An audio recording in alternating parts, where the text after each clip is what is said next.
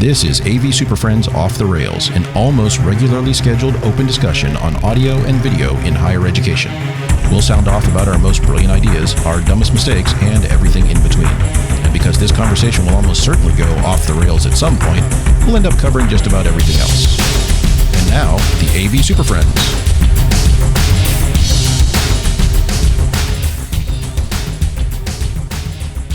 For May 20, 2022, it's the AV SuperFriends Off the Rails. Welcome back, everybody. Time for another Friday afternoon podcast adventure with the AV SuperFriends. It's a gloriously snowy day here in southeastern Wyoming. So it was snowy where you are. I was wondering, I'm like, is your camera just blown out or is that actually snow? No, we got several inches of snow. That's May in Wyoming. So wow. Hopefully you guys are enjoying your springtime snow. Keep the heaters on. My name is Chris Dector. I'm joined today by Jamie, Marc, Larry, and Justin. And on today's show, we're going to talk about sandbox spaces, VR nightmares, but first, actually AV-related news, which I think is the first time in like Do you agree that it's shows. AV-related, Chris? I want your opinion first. I don't know. I didn't think this whole thing is terrible. And I actually, when I was writing up the notes for the show, I titled this VR garbage, but I'm going to go neutral on it at first. Is anyway. All VR garbage? Not all VR is garbage, but all VR is garbage. Wait a minute. Let me rephrase. Not all garbage is VR, but all VR is garbage. There you go. So, anyway, so this story comes from EdScoop, and this is the title is one Morehouse College professor wants every student to have a VR headset. Link in the show notes if you'd like to read at it. But basically, what they're saying here is that now Morehouse College is in Atlanta, and they're a small school, and they have quite a large deployment of VR headsets for students. And so they want to build upon that and kind of make that their thing. And I'm not opposed to that from the standpoint of a small school wanting to get some attention and build out some specialized curriculum. That's fine. I just think it's interesting that they're kind of immediately going to hey, this worked in my class or this worked for these programs. So every student should have this. Need it. And the biggest issue I have with it is, they're using the Oculus VR headsets, which are great. But step one is, please log into your Facebook account, which to me is a non-starter. So what do you guys think? Yes. Awesome. Riveting analysis from the AV SuperFriends. No.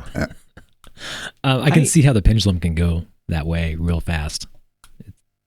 I was most intrigued by like the last couple of paragraphs in the news story, or the last two paragraphs that were, well, we see this as being a thing, so why shouldn't we create stuff? It only takes some patience. And I got to thinking, that's a little disconnected with how faculty normally approach planning for their classes. Big changes in their planning procedures and their documentation is a big deal for them. And just a little bit of patience, it just seems to be underestimating the amount of patience that will be required. Look, if I'm kind of with Chris, if they want to have a little niche where they're always, they want to be the forefront of creating content and creating classes and making it a thing, go get them, Tiger. But I just don't see how you can make this a university-wide thing to justify giving them away. And I also am a little hesitant. I mean, the only thing that seems to go faster of being turned over than cell phones is VR goggles. Good point. Like, so when you buy 14,000 of them today and issue them, do you have to buy another 14,000 next year? No, I don't know. forever. I don't play with them very often, but they don't go bad. Just, they don't expire. They're good. Yeah, they'll be good forever. And my biggest thing is, it makes as much sense as saying every classroom needs to be active learning. Like, if you don't have the instructional design and the content and everything else in place, you're just throwing money at a trend. Mm-hmm. Yeah, I kind of agree with you, Larry. It's you're kind of putting the cart before the horse. Like, getting the students to all have that ability to consume in that medium, great. Do you have any instructors who develop in that medium? And are you hiring for that and developing? Do they teach math in foreign languages? Well, no, they teach foreign languages. They say an English course is actually using these, and I'm kind of curious. Yeah, and I they get don't that go with the details on that, but it's interesting. I get it that not every course will use them, but you've got to have a. Yes, they will. What's the threshold? And Based on this.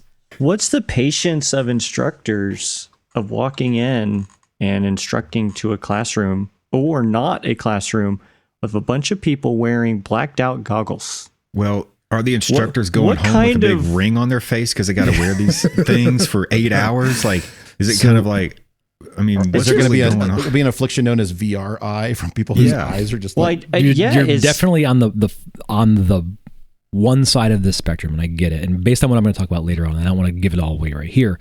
Don't give it away. I'm not going to. It's not that intention. It's not to all sit in a class together with VR goggles on. That's not what I do is. like that concept though of, hey, we want VR for everybody in all our classes, but we're still going to make you come to physical space and sit the here. logistics of that are kind of pointless. Only wear those in your dorm. Do not wear them in the classroom. We're going to look at chalkboards, and that's it. There's just like the time and place thing. But I don't know if ubiquitous deployment of this technology is time and place. I guess that's where it's not like giving every student a laptop because they can use that all the time to that anywhere. Point, there was a similar story this week where I think Ohio State said they were deploying iPads to every student and they're going to stop doing that because that was the trend. Remember 10 years ago? Everyone needs an iPad. We'll do this. And then you're like, but it's not quite the same as, to your point, Jamie, as a laptop. A laptop is, as a PC, Mac or Windows, doesn't matter, is a general purpose device that can run damn near anything. Whereas iPads and even worse, the VR systems require specialized software and content built for them. So it's not, it doesn't quite fit that need. So we're back to that it's a trend. So yeah, I think it is funny that, for a brick and mortar institution, it doesn't make sense to make everybody virtual. Like if you were an open education entity out there, sure, why not?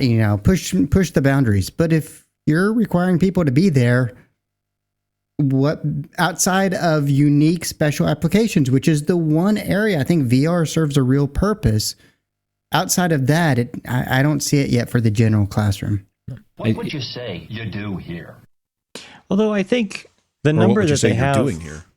They said that they have 450 headsets for about 2,200 students. That's a quarter. So it's about 20% of their entire student bodies, which is a not insignificant chunk. Yeah. No, and that's why I wonder if that's really, what is that number? Is it a 30%?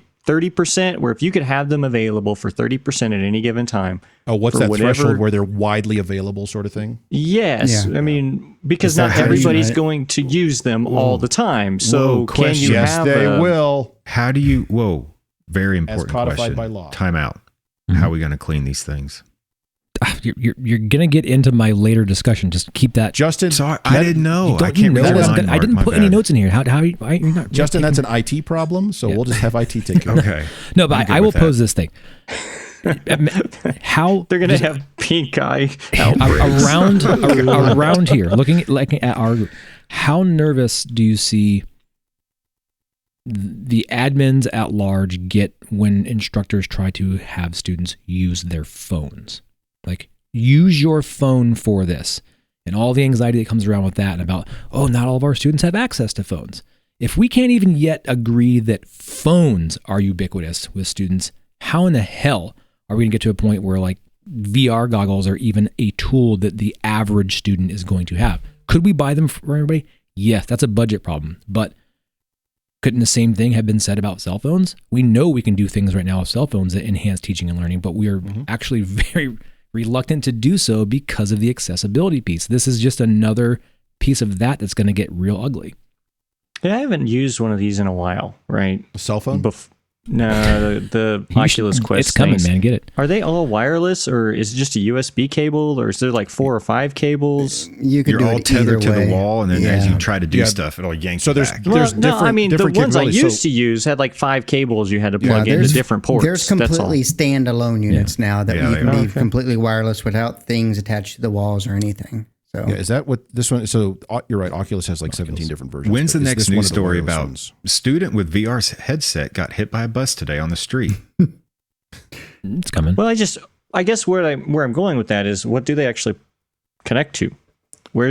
iPad. Is this The content? internet. I know you can get them with your PlayStation or your Xbox. I know you can get some on your phone. They need a host device of sorts. Not connect to the always. cloud. I've done a design challenge for my grad program where I was designing a VR solution, which I thought was pretty humorous given my stance on VR in general.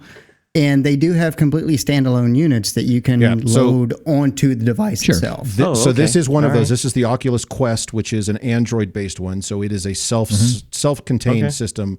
Now, I believe some of them can actually connect to a PC to be a You still need to display, get stuff onto them from some type of that's device. the real crux of one of the issues is, and you'll probably bring this up later, is you have to feed software and content into it, and the way these are built is through Facebook's marketplace, which is its raises all sorts of additional issues. So yeah. Don't worry about it. They got it under control. They're all Just good. ask them. That's all In you fact, an you'll probably agreement. get 6 emails before the end of this show asking you all about this. You all are going to get asked about it at some level, so it's coming. I have choice 4-letter words for a response, and they stop asking. Just because we don't They're not like it gonna doesn't ask mean me. it's not happening. So it'd be interesting to see, do small colleges like this have success with these sorts of programs, because it is a very much a trend, but it's very much it's a small school, and maybe this is their way of doing things a little bit differently to gain some traction and increase their enrollment, and that's fine if that's going to be their role. But I think they will have challenges with the curriculum and with the content, and we'll see how well this plays out. In 10 years from now, it'll be something else. So. Yeah. In their defense, I see a smaller school like that, 1,000, 2,000 students being more successful than I would agree, yeah. 15,000, 25,000 plus colleges. Yeah, they're right? nimble. They can make that kind of. They can they can do just this, try it, experiment. fail, and pick themselves back up pretty quick if that's what it comes to, or have success and be like a runaway hit. Well, or they can mandate this and say campus-wide, institution-wide, we're going to do this, but their institution is only 2,000 students. Whereas, Exactly. Smaller boat at to move. OSU, they say we need to do this, and it's like that's 35,000 people. How are we doing That's that? going to be So- difficult. Okay. Well, we'll see how that plays out. Interesting to see where I'm sure there'll be more stories like this. Interesting to see how these all play out 1 or 2 years down the road. Are they having success, or are they have they given up? So, but in the meantime, Marc is going to push the third button from the right. There's a great new digital magazine from Higher Ed AV Media found at higheredav.com, and we do a special monthly show where we actually stay on topic. It's a show where we try to really focus on a single topic and break it down into AV SuperFriends style. That's the AV SuperFriends on topic, found at avsuperfriends.com, higheredav.com, iTunes, Amazon, Spotify, Google, and wherever else you get your podcasts from. So for our first topic today, this is something that we've been talking around, and I have the opportunity to build one, so I want to talk about it. And everyone's kind of played with this idea. So I want to talk about sandbox spaces. And of course, sandbox, Just as kitty defined litter by spots, Webster's aren't they? dictionary, is a box or receptacle containing loose sand for children to play in. That's not what we're talking about. So those of you hoping for the newest tips and trends on how to build a sandbox, that's not what we mean. So it's more of an, interestingly enough, Webster's second definition is exactly what we're talking about, is a place, area, or environment that provides opportunities for variation and experimentation. So, all right, we want to build an AV sandbox, laboratory, classroom space, whatever you want to call it. So I'll give you a bit of background here. Is there's a training room literally across the hall from my office that was used by the IT training department. Well, the IT training department pivoted very successfully to doing everything through Zoom and Teams, and have had such great success and seen their own enrollment to their training classes grow dramatically, because it's a lot easier to join a training class on Zoom or Teams than it is to go across campus. They're just going to keep on doing that. So there's an empty classroom across the hall that I get to tear apart and build out however I want. So I figured I would turn to the group and say, all right, let's talk about building out these sandbox spaces. And I think we've all experimented with various types of them or aspects of them. So I guess we just throw this open to the panel. What does a sandbox space, what does that mean to you? What does that include? What things do we need to consider with this? And then how do we go about this in such a way that it is a successful process? I'd go throw out the first piece. If you find yourself with a project or a PM who says, we're going to give you a sandbox piece or a location, just be upfront. It's going to look like shit. If it's going to work for me, when it's all said and done, it's not going to look great. And that, to me, like, I just own that. Like, flexibility, like the aesthetics is not right for me. But yeah, I know that. Do you all have a location like this? I have one here at Oregon State. Yeah, so I'm glad you said that, because mine also looks like shit.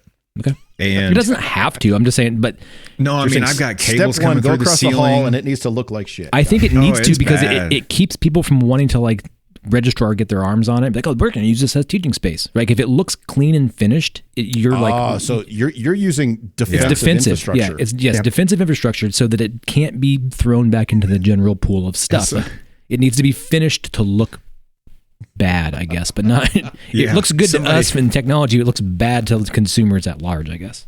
Yeah, somebody walked in ours and they're like, "What the hell is this?" It's like, what do you mean? So you don't worry about what this is. Did you tell them it's the classroom of the future? Yeah, and all these cameras started following people. I'm like, what the hell is going on over here? Like, I told you, don't worry about it. If you don't want to know, don't come in here. This is my place. That's interesting, though, because it seems like your sandbox spaces are focused around testing technology. And I agree with that, but I also like sandbox spaces for teaching testing pedagogy and instructional design with technology to find the technology. I'll put an asterisk on it and say it is clean as far as like the floor and like the immediate walls, but look up and it looks my floor is it's not finished like drop ceiling, blah blah blah. It has an engineered level of flexibility in there, but we can host pedagogical use scenarios in there and move things around. I like to have mine staged. So, it looks like it's done, but I get you. You're saying you hire a company to come in and put like one desk in the middle of the room with a painting on the wall? Yeah, I'm just saying, like, I was looking at one at IU that had like curtains and things like that where you could hide things. And I like that idea. Like, let's keep the room itself looking like it could be a classroom or a conference room or whatever, but it's not finished. Yeah, on the back I'm working on 2 sandboxes. One that teachers can come to after it passes sandbox level 1. Sandbox level 2 is where it's pretty and there's no cables hanging out of the ceiling and there's actually, no stains on the carpet, stuff like that. Ours is not bad, but it serves another purpose. Like we do a lot of meetings in there. We do trainings in there. We configure it that way. We do testing. Do a lot of shootouts in there. We do a lot of shootouts in there, but we also build in that room. Like when we're doing like big build outs, it's like the build room where we'll have like 25 racks stacked in there. We have like, a separate room for that. We have that too, but sometimes the density of build it has to surge over for that as well. But that's also good because it makes it so that it's inaccessible for other folks. Because if it's open, people will be like, "Oh, we could just do our thing in there." So I will say right now, my sandbox is my receiving department because of all my half-received projects. Exactly. I don't have one like a one where people can actually come and use. It's because it is your office. What if you were going to make one? What would you want? So, this comes up a lot. And I've even asked for one and then like retracted on that. I at times have put in temporary ones into somebody's like the teaching and learning's conference room where they weren't even full-time residents there, so they couldn't have a full-blown system. But I had been asking for years, I want a room where we can install a system that I can put in what technology that I think will benefit instructors and then have instructors come and play with it. And really, by the time I got around to actually putting a kit together, it was too expensive. It was easier. It was easier for me to test said widget in my now I have a larger office and I have a lot of room to hook things up and play with things and kind of get my ideas worked out and then strategically place those in conference rooms in places where I can get people to go to because they would never want to come to these little training rooms or they would never do this or never do that. And I just was asked from my teaching and learning. They said they had a grant, they got some big money, and they wanted a room where they could practice high flex in, and then other stuff. So a sandbox of sorts. Low flex. And we kind of know what's going to happen here. We're going to put it in, and they'll never, ever do anything more than what it did the day you put it in, because that's what they're using for. I am truly on the fence right now. I don't even know if a full-blown sandbox classroom is worth the expenditure as much as develop the idea and get somebody to actually buy one and live in it.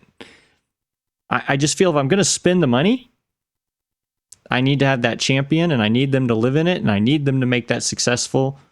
And instead of spending that money, dropping it in a room that may never get used. And again, I'm pretty lucky. I have a large office area where I can stage bigger systems, multiple screens, and a couple, so I can sandbox a lot of things without leaving my chair.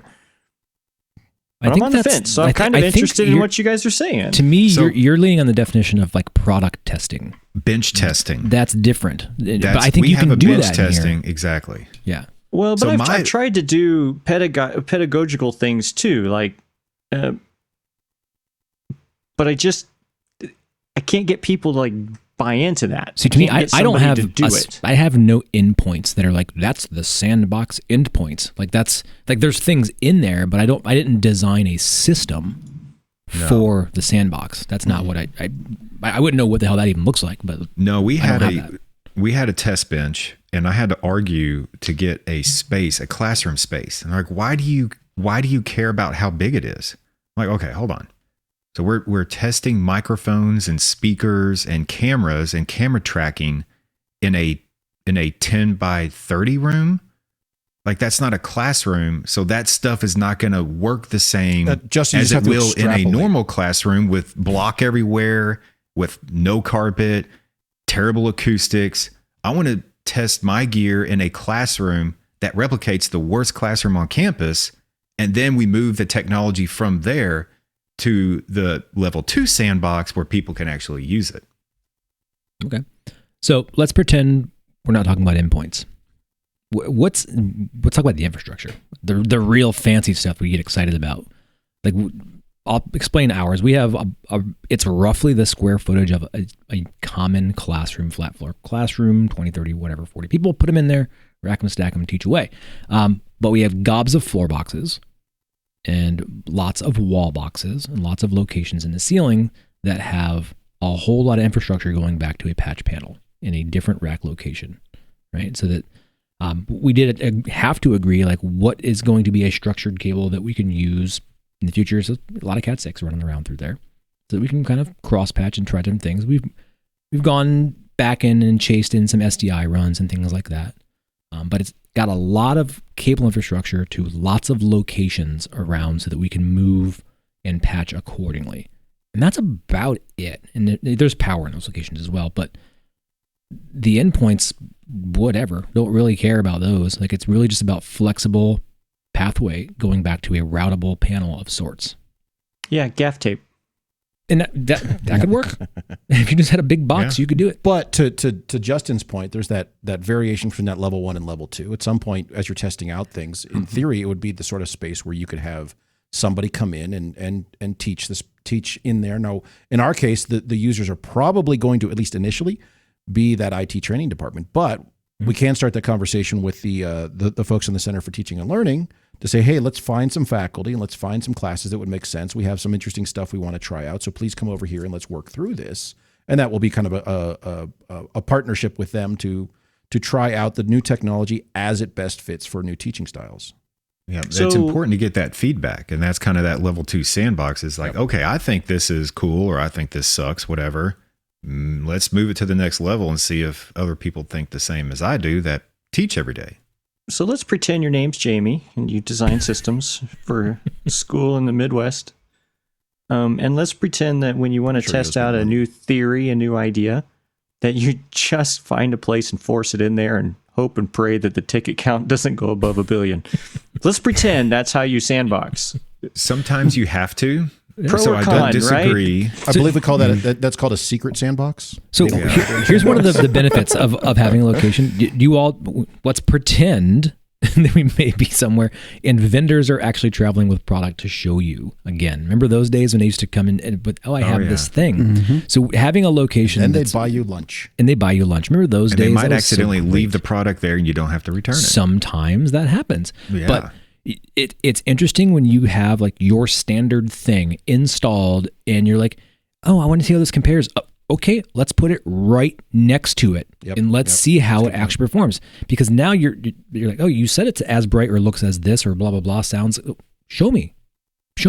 And it makes them have to be on a different level of game versus like, let me just read the brochure to you. Like have a functioning space where you could drop that in, and it changes the level of conversation really fast. Oh yeah. Yeah, but again, that's almost more like bench testing, but don't bring me something here unless you're willing to plug it in and make it work. Like I don't want to see something in a box. I have that discussion a lot. Like, hey, I got these things to tell you about. Are you bringing it? Well, no.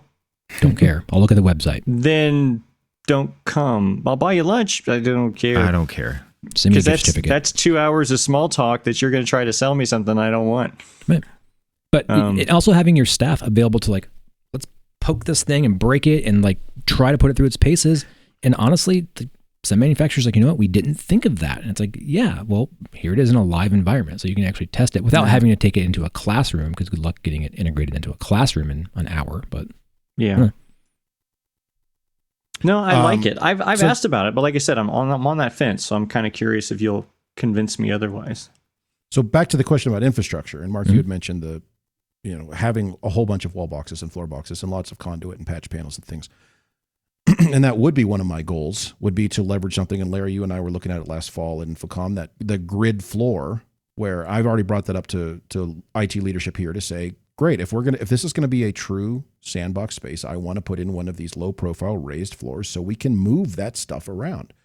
And the response I've gotten has been, yeah, cool, let's do that. Yeah, I like that. I don't like that mine are fixed because they're in the concrete. And so it does two things. One, it gives me lots of places to put stuff in. If I have this for a semester, it's going to be active learning, or if we need student pods or something, we can do that. And to your point, Mark, I can then move those things around, which is eminently valuable. In fact, I just had a project here on campus where we're looking at a space where they put in floor boxes years ago, and they're of course now not where they actually need them. And they're talking about how do we know you can't move a hole, but yeah, where's the you can floor create box more of them. removal mover kit? Like where's that at?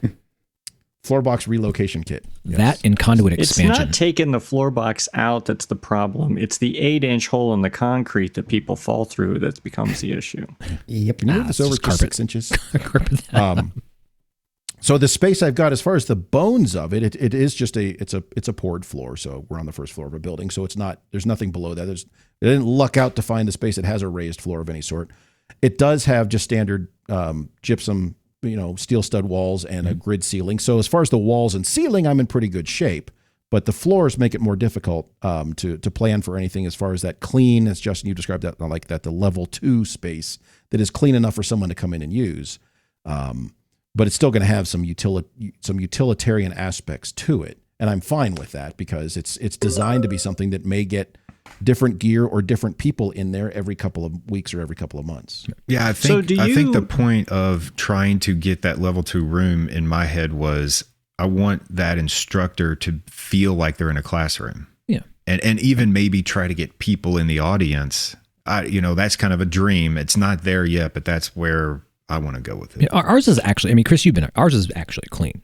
I just say it looks ugly because it's not architecturally. Times it's a minefield. Yeah, like the ceiling is not a finished ceiling, but the walls are all finished. There's carpet in there. It looks presentable and clean, and we could have classes and training sessions in there all day long. But an architect is not going to be like, oh man, you guys should really put these wood panels on here that are really hard to move. Like that's not in there. Like we're not doing that. So do you build these things out or testing to what you think you may be installing somewhere, or add a recommendation from someone else? And how do you get that recommendation? Yes, both. Like if somebody has a piece of technology they want to incorporate in a classroom, I want to see what the user experience is actually like. And so, and I don't have the one I want yet. I'm still building ours out. When we got moved on campus, it's not in my budget. Nothing's in my budget at this point. Here we go. Here we go. We got a conference room attached to where we are. And so we don't need a conference room that doesn't serve the function of being that tier 1 sandbox. I don't have a tier 2 sandbox officially yet. Do you have sales conference rooms? Because I found that I have a couple conference rooms up here that are where I put solutions in, and like they become the sales floor. Like this is what I have. This is our standard config. Like that's real popular. Oh, that's a good idea. I did that at Butler. Conference rooms and huddle spaces, I have found that's the easiest and most effective way, just like a Best Buy, right? You go in and you see it. oh my God, you're right. A 70-inch TV is big enough, or 86 is big enough, or, or that soundbar is not as ugly as I thought it was, or it sounds just as I expected. Yeah, they can hear it and like be the person on the far end. Like I have back-to-back rooms. Like, oh, you want to go see what you look like in that room? I'll sit in here. You go over there, and we'll have a conversation. Yeah, I do that in there. It's the classrooms that I don't always have that kind of success with. Half the product in my sandbox is crap that you knuckleheads told me about. It's like, hey, this product sucks. I don't know. Does it? Let me see.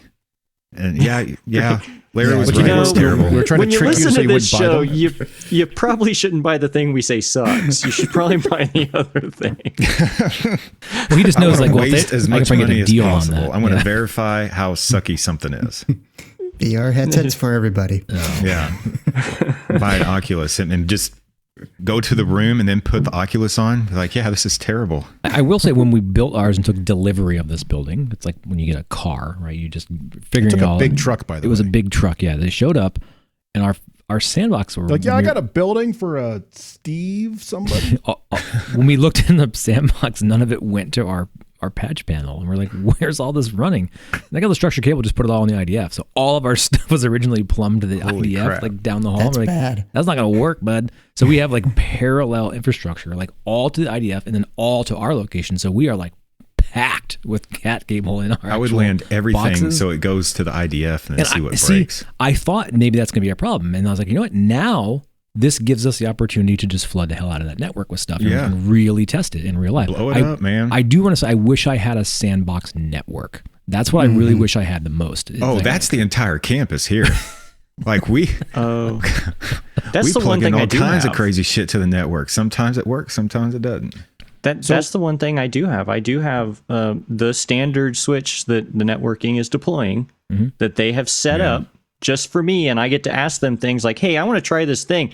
And they're if this goes on the wall, if you plug this into the wall, buddy, that's the end of your toy time. But if I keep it isolated, they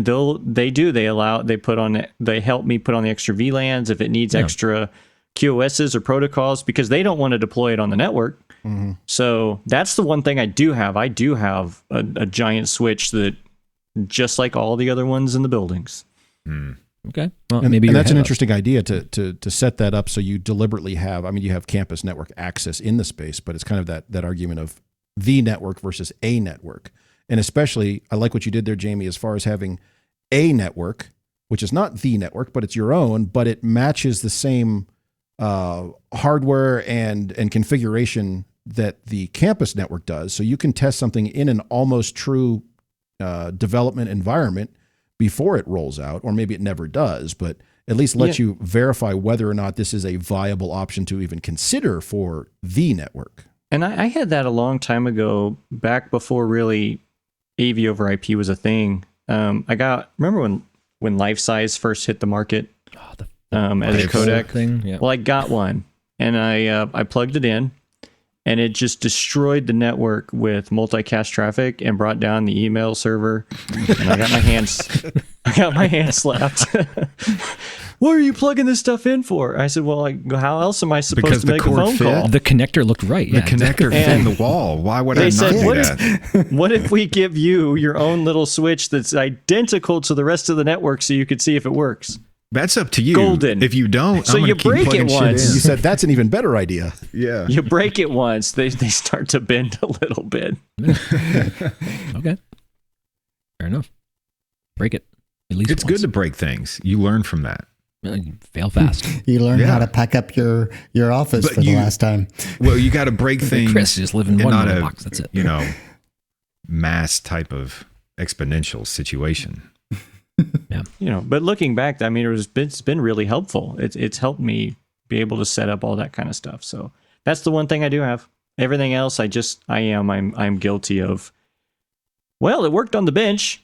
Let's put one in. And there's a lot of that happens. Like sometimes it's harder for us to dismantle the system that's in the sandbox. We have like a quasi presentation in there. It's really for training, right? And folks coming in that want to show us things, they can go on and do their dog and pony show. But we're always reluctant to tear that out and modify it, because we know as soon as we do, somebody's going to ask, "Can I use the room?" Yeah. That came up when I got here. Like I said, there's this training room across the hall, and it's set up like a classroom. And there's two of them. There's one that's very small. It's like 12 seats. And then one that's larger, which is closer to like a standard, 30 to 40 person classroom. And there's a lectern in there with all the stuff. And I was like, oh, good. I want to test this new device. I'll just take it across the hall and plug it in because it's our standard space. And I went in there and look, there's different switchers than are anywhere else on campus. Why would you do that? So clearly these were designed based on the projected use case of these spaces, not to match a standard space, which I found curious because even 10 or 12 years ago, when the building was being designed, you think that they would say, we want an IT training space, but we want it to operate very much like a traditional classroom because, to your point, it's good for training or it's good for people to get familiar. Or why would I want someone to come in and use a space as they get used to whatever software or hardware, whatever we're talking about in IT training, that doesn't work the same way then in a teaching space. So I thought that was an odd choice. So I'm going to tear all that out because I don't care about any of it. So yeah, and I think, Mark, look at my office. I have the exact same thing.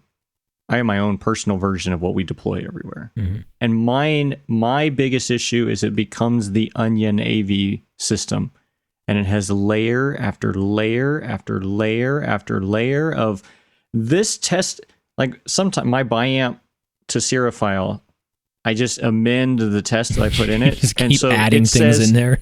It says JB system, and it's AVB, surround sound, VoIP, auto surround cam sound. Track.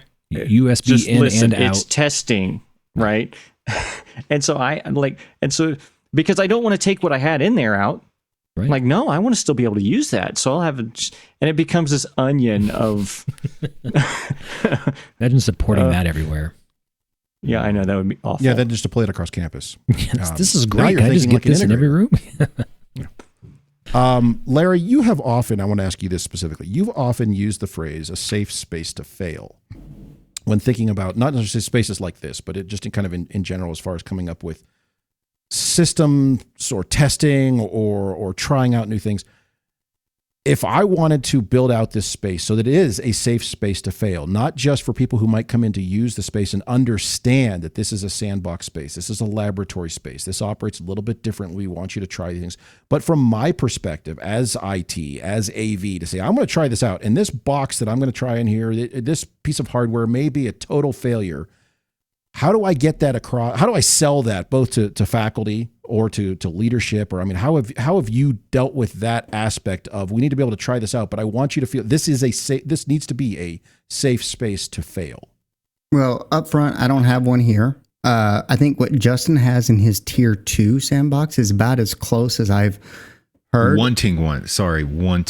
It's a work in progress. We're trying to find the space for it, but yeah. But I got this concept back when I was at IU and talking with Julie and talking with just the whole Mosaic fellows as I was interacting with them. And like, it's hard to really innovate in a live performance setting. Like, in most teachers, I mean, when they are in the middle of a semester, they don't want to try something they haven't tried before, unless it's within their comfort zone kind of thing. And so giving them a room that they can schedule for a class or two that we can set up to try a new concept, try out a new piece of technology, try out whatever they want to try. And they're not dedicated to doing the entire semester there. They can try it. If it works for them, great. We can talk to them about incorporating that in the next active learning space or their next classroom that we're working for. But not setting something that, okay, this is what I'm going to do for this entire semester, or I'm going to have to fall all the way back to, the sage on a stage technique, like creating that sandbox where they can go a class, a course, even just do a meeting with the rest of the teachers from their department, just to try something out, something that's outside of the ordinary. So kind of the idea of innovation by iteration. You're little bits and pieces. You're repeating this over and over and changing one little thing at a time to kind of see what works, as opposed to, here's a wholesale thing you've never seen this ever before.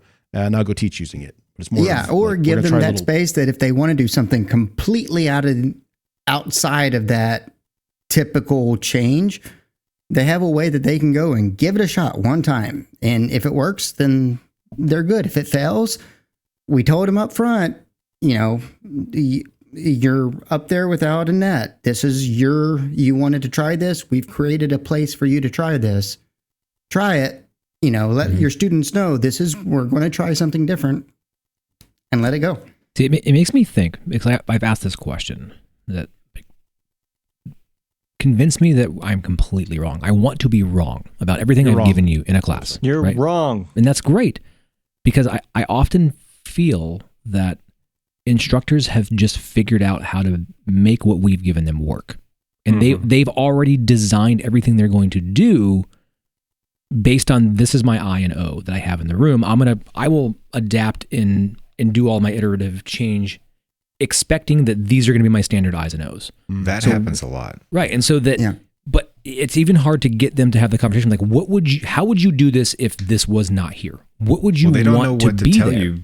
Right. Because they don't know what exists. So they don't know. Exactly. And so it's this kind of this cart before the horse thing where they're like, well, would it have this? I'm like, you tell me, do you want that? Like, what would be the most effective way for me to give you a flexible, like newfangled, whatever it is?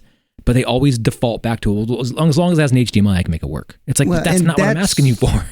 I hate to keep going back to IU, but that's where the Mosaic program and things like that, I think, are really beneficial in getting that culture of looking at what else is going on, what are other universities doing, and how can I expand beyond what I'm used to and see, okay, could we try this? Yeah, we can try that. It's sometimes amazing how that one question, in a dream world, how do you want to present this? How do you feel would be the best way?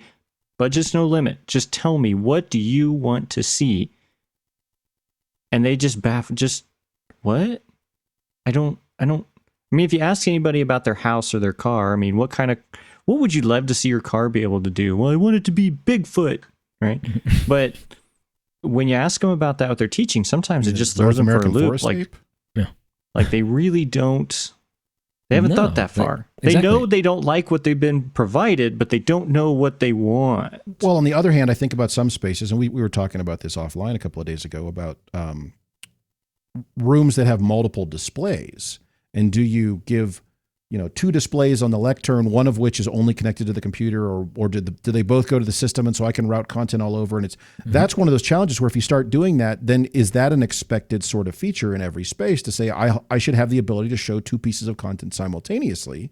But then, and if I start building my curriculum around that, and then I end up in a space that doesn't have that, does that mean it makes it more difficult for me to teach? Right. It's this push and pull kind of mentality where we talk about all the time. Like, we want the experience to be the same. We don't care about what changes underneath the hood. It's not about the stuff. Like, as long as that experience stays the same. So are we our worst enemies about finding adaptation because we want the simple turn it on, push this, push that to be the same everywhere? And so have students and faculty just capitulate and say, well, this is what I'm going to expect everywhere. So how do you break that cycle?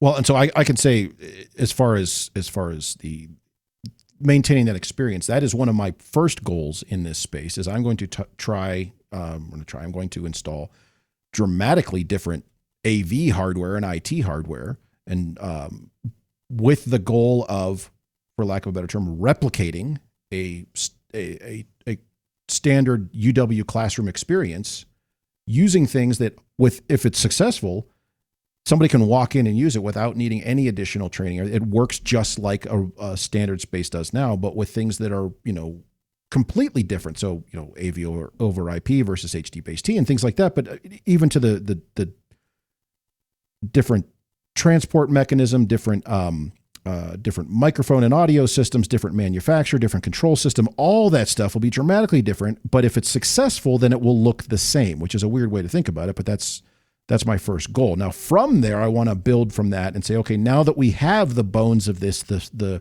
framework for this, now that the structure, the underlying structure is successful, now we can try out some of these different tool sets and these different feature sets and see what makes sense to consider for classroom spaces, and it may not be standard classroom. It may be this department, this building, this college gets these sorts of things, and there's different things across the way. So this is going to be that opportunity to build out the space to support that. And so that's where the Sandbox kind of started here. So I guess we'll see.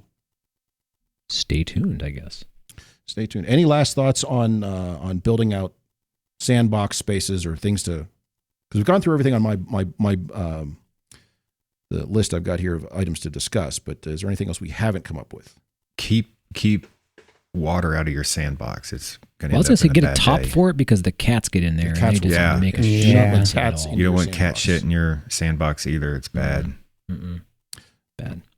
All right. Well, we'll run another commercial. Come back and talk about some VR nightmares.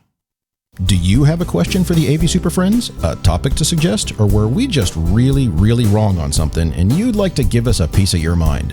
Well, don't just yell at your computer. Send us an email and we'll actually read it. mailbag@avsuperfriends.com. We're always looking for good ideas to discuss openly. And if your message is just full of great stuff, we might just invite you on the show. Mailbag@avsuperfriends.com. All right, so for our last topic today, I just titled as Marc's VR Nightmare because he started explaining this to us a few weeks ago. And with that, screw that. You're talking about this on the show because we don't want any part of this. Now, remember, this we're going to harken back. We're going to bookend the show with some VR talk. The beginning of the show, we talked about a college who wants to do VR for everybody. So, Marc, go. Yeah, go listen to the first part. We'll wait again and then come back. There's so many different facets of this. But I do want to go back to the beginning. And I do feel good at some level that the folks reach out to me because I helped them with another solution that they were being bounced around other IT departments. I do want to talk about that one quickly because they kept being told they need to get a video conference room set up in their office because they wanted to be able to see who comes in a doorway because their office was around the corner. And it literally landed in my mailbox after it bounced around for the better part of almost half of a year about how $20,000 codec to Yeah, watch. they needed to have a video conferencing system set up so that they could see who comes to the door. So I said, "Do you mean just like a web camera so you can monitor your door?" I thought that was called video surveillance. Yes. Security. So I gave them a web camera, and then they're like, "This is the greatest thing ever." I was like, "Okay, well, cool." So 2 weeks later, hey, you guys helped us out with this thing. And so we figured we'd reach out to you and let you know. So we have this program we're doing. I'm like, oh, cool. Okay. It's VR. I'm like, oh, real cool. Okay. What do you got? Well, we purchased 150 Oculus and 150 iPads, and we're going to be giving them out to middle school and high school students as part of our enrollment piece in the agricultural departments. And and I was like, oh, this is something you're going to do? Oh, no, we ordered them. They're here. They're on their way. Oh, okay. All right. Agriculture? Yeah.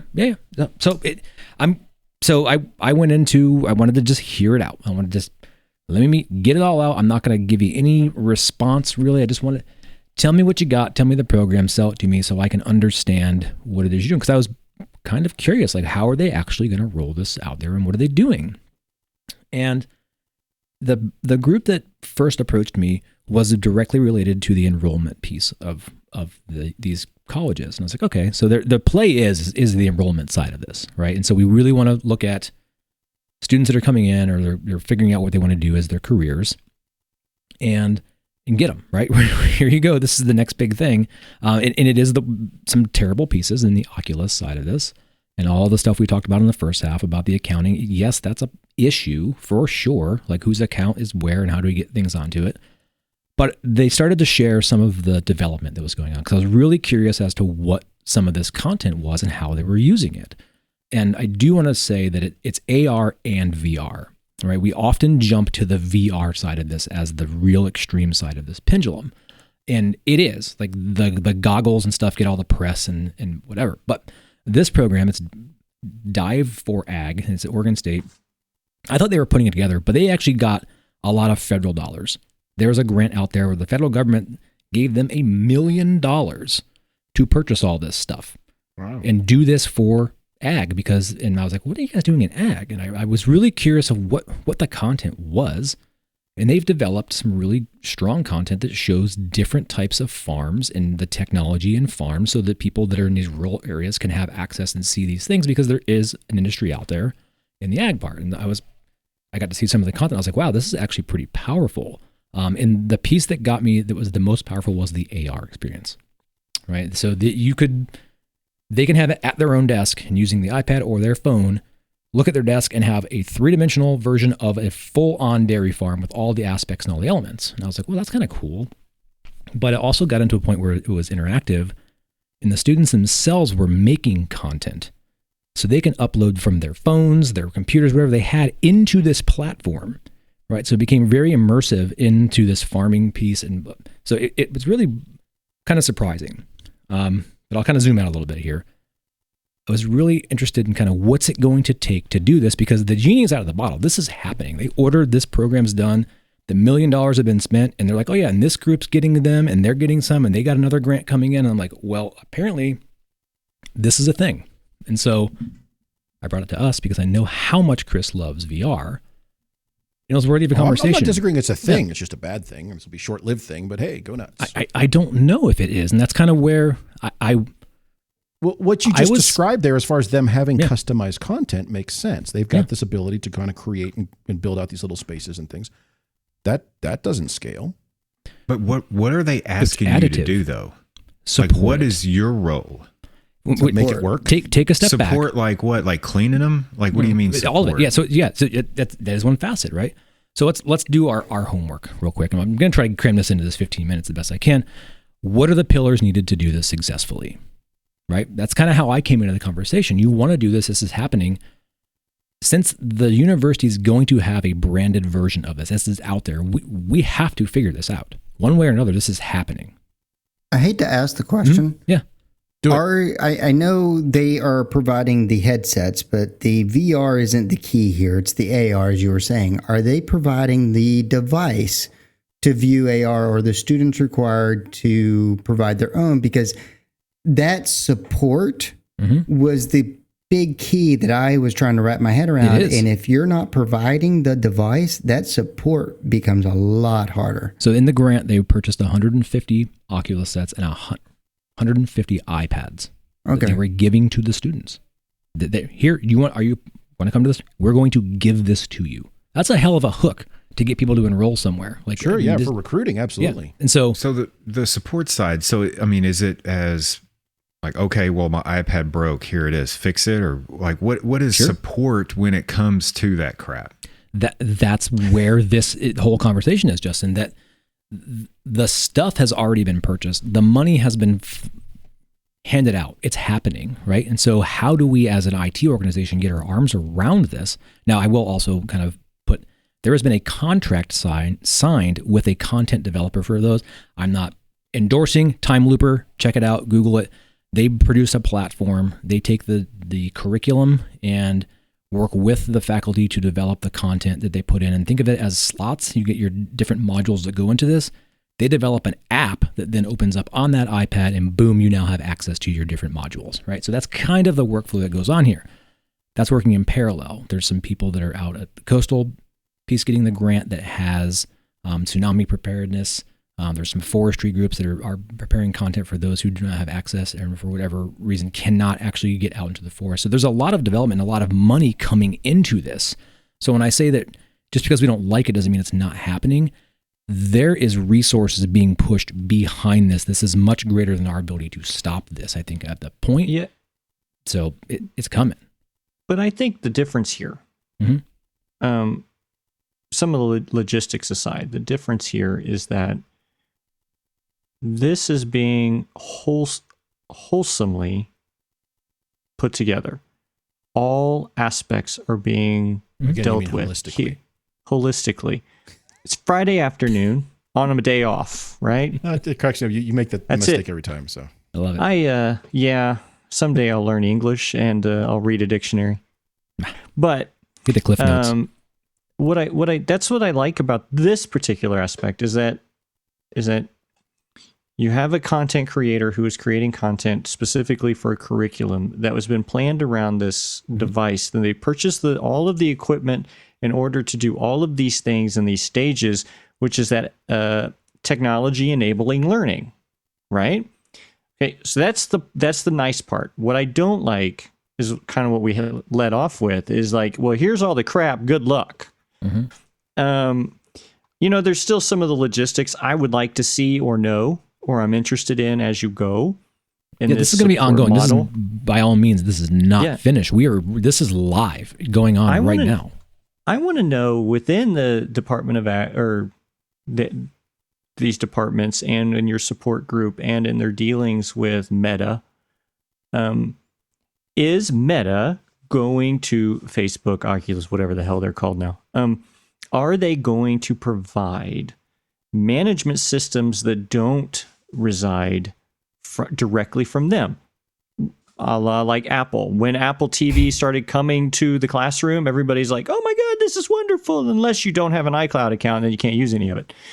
But then they started saying, oh, we have to have this special edu version of the Apple TV software so that you can use it anywhere.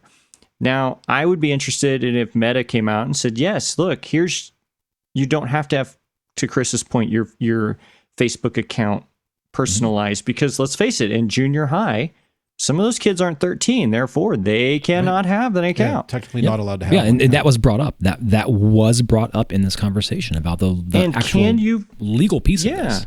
And can you force, from the end user perspective, can you force a giant corporation to go, oh, well, if we make this management change, we may sell a lot more of these damn things, and get out of the, is it going to be lashed with stupid advertisements and stuff? Who knows? Well, but that's how they keep the prices down. They keep the prices attractive at whatever, $300, because they can monitor all your usage on that. So that raises questions as to, in a educational environment, can they deploy these things in such a way that does not require a Facebook or Meta or whatever account? But it has to start somewhere. Yeah. I like the idea that as long as it's not starting with me, then that's fine. I like the idea that it's all it's actually being planned. It's for grants. This never happens to me, but for a grant, it seems like it's well thought out and well planned, as well as it can be in this particular case. I used to make fun of drones in education. I thought it was stupid. And then, in fact, it was agriculture, right? Especially here in the Midwest. You can check grain silos. You can check cattle fields. You can look for calves. It's all of these things you can do in agriculture, and the learning with drones that now, like some of my family members who have farms and ranches all have giant drones with the cameras and the FAA regulations, licenses to fly these things over their property. And so I kind of see that when there is a real purpose to it, and it seems like agriculture likes to embrace that kind of thing, I find it positive. I just don't like the carte blanche. Here's your headset. Here's your iPad. Have fun. Yeah, and I think they knew that was going to be a friction point, right? And so, but if you would have stopped and asked, you would have gotten the wall of resistance from IT. Nope. Yeah. Not going to happen. And then what do?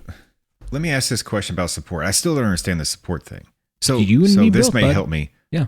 Is the headset and iPad assigned to that student for the career at Oregon State, or are they checking them in and out? The bulk of these, I'm curbing this with language very specifically, the bulk of these are earmarked to be given to the student. It is theirs forever. So what in your head does your SLA look like for support of those devices where they're going to be using them in their dorm room, and that person has a problem with that device and they call your help desk? Let me give you the legal of this. And the legal safety net is best effort. But I just does not guarantee.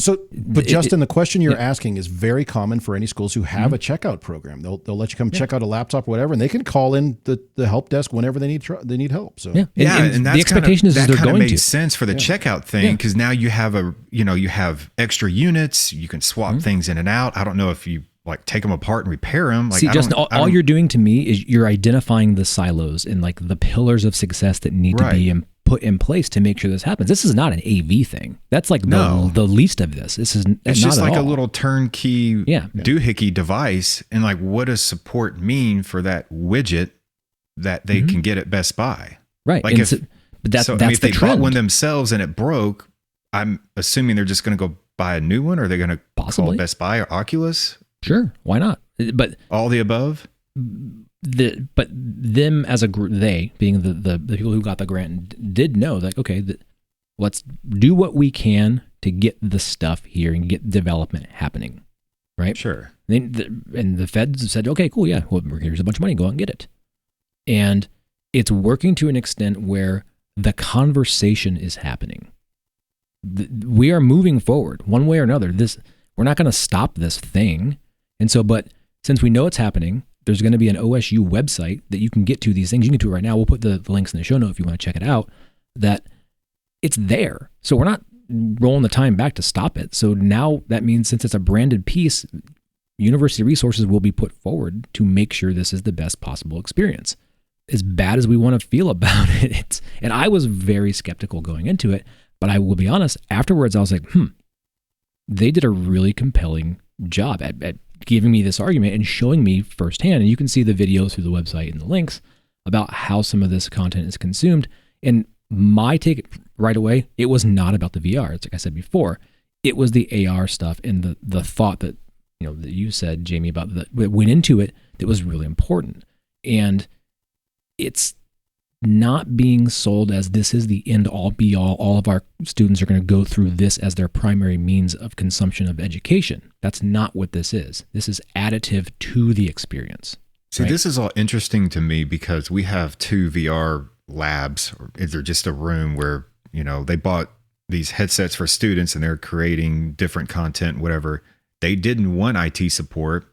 They're on their own. The headsets are the students. And if something happens, they just buy another one or they figure it out themselves. So the support for us, it doesn't really matter. There's nothing for us to do. There's no actions if something breaks. It doesn't tie into anything. It's personalized, right?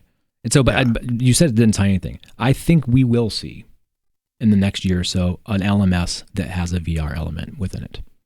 Maybe. Let it sink in for a minute. It's going to be in your canvases, your blackboards, something. You will see an embedded integration of VR AR in one of those platforms. I'm not discounting that those things are going to be out there. My concern, and I would agree with you, that the AR is the interesting part. The VR stuff it always boils down to the same thing. Look, we created a 3D thing you can go walk around in, or because that's the stuff that sells at CES. That's the crap. Or it's you can go to Spain, and again, that stuff has been done for coming up on 40 years. It wasn't interesting then. It is interesting now. The AR stuff, on the other hand, hey, I'm going to put a QR code up on the screen, or we can do this thing, and like you said, you can build out a little a dairy lab on your desk, sort of thing. That's kind of cool. I think there'll be challenges with that customized content. So if they have a content partner, and to Jamie's point, they're approaching this holistically.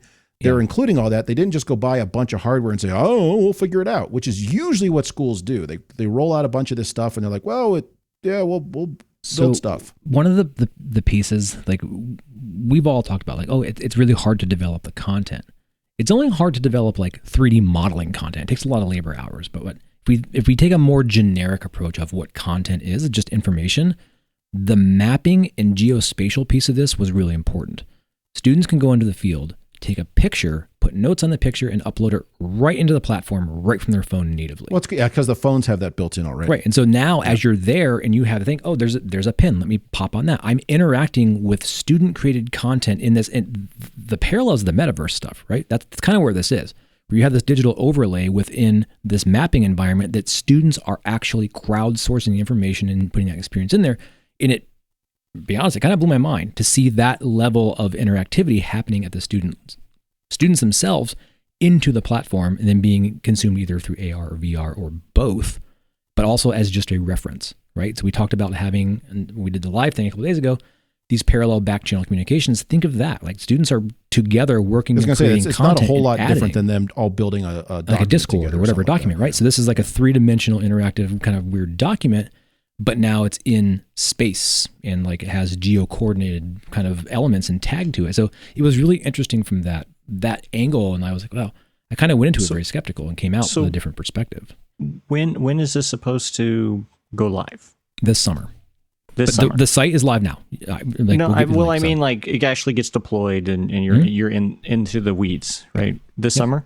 This summer. It'd be really interesting to check back in on your progress on this in 4 or 5 months and find out how much involvement you actually had and where the program went from here, because it sounds like it might be headed in a really cool direction. I just hope it doesn't puke on its own shoes, right?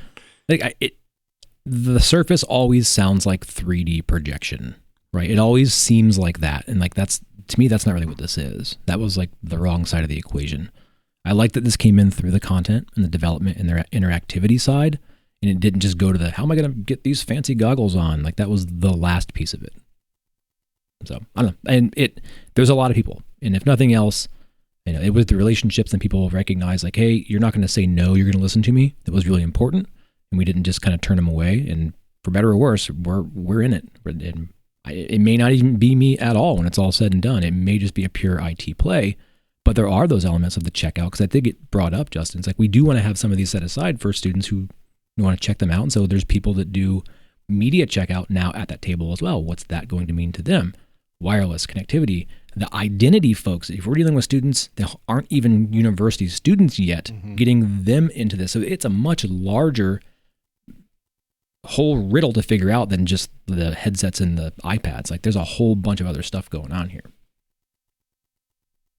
Stay tuned, I guess. It'll be that long-term feedback that'll be interesting. How is it after 6 months, a year, et cetera, 2 years, 5 years? I would still contend we'll see this just like iPads 10 years ago. It'll be everyone's going to do one of these and then abandon it. Maybe, and that it definitely could be that way. Won't rule it out, but I was. But you can walk around in Egypt and see the pyramids. We can go to Spain, Chris. Come on now. We're going to Spain today. I like Spain. Spain. Yeah.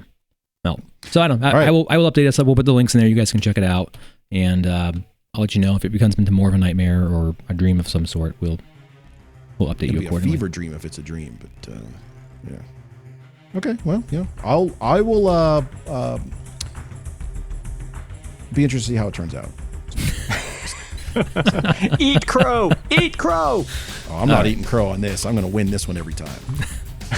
It's all goggles, Chris. It's all goggles. Goggles on, please. Well, we've managed to ruin yet another episode of AV Super Friends Off the Rails.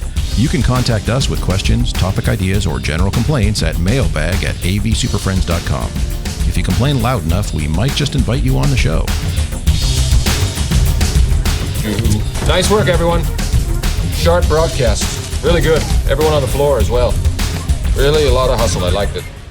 The opinions expressed by the AV Super Friends are solely those of the individuals and do not represent their respective institutions, organizations, companies, or clients.